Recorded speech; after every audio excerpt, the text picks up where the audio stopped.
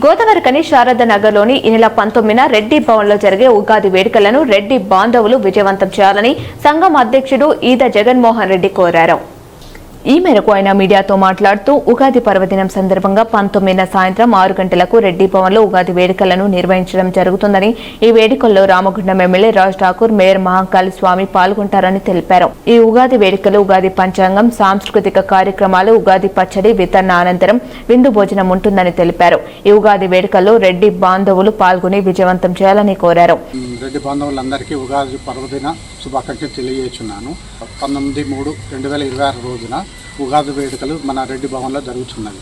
ఆ రోజు మనకు మన ఎమ్మెల్యే రాజ్ ఠాకూర్ మక్కన్ సింగ్ గారు మరియు మహాకాళి స్వామి గారు పాల్గొంటున్నారు. ఆ రోజు సాయంత్రం 7 గంటలకు మనకు పంచాంగ శ్రవణము మరియు సాంస్కృతిక కార్యక్రమము మరియు విందు భోజనం కూడా ఉంటుంది. కాబట్టి మన రెడ్డి బాంధవులందరూ అధిక సంఖ్యలో పాల్గొనగలని కోరుచున్నాను. 19/3/2026 సంవత్సరంలో ఉగాది ఉత్సవాలు ఘనంగా జరుపుకోవడానికి మన రెడ్డి సంఘం నిర్ణయించడం జరిగింది.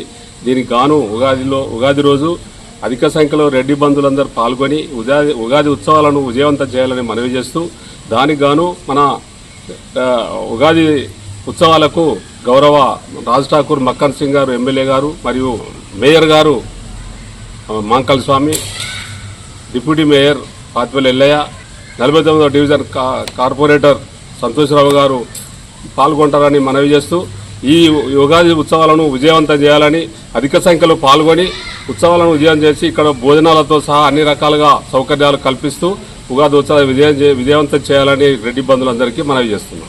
ఈ కార్యక్రమంలో సంఘం గౌరవ అధ్యక్షులు చింతల రాజిరెడ్డి, ప్రధాన కార్యదర్శి ఉమ్మెత్తల దేవేందర్ రెడ్డి, కోశాధికారి చందుపట్ల తిరుపతి రెడ్డి, పింగళి భాస్కర్ రెడ్డి తదితరులు పాల్గొన్నారు.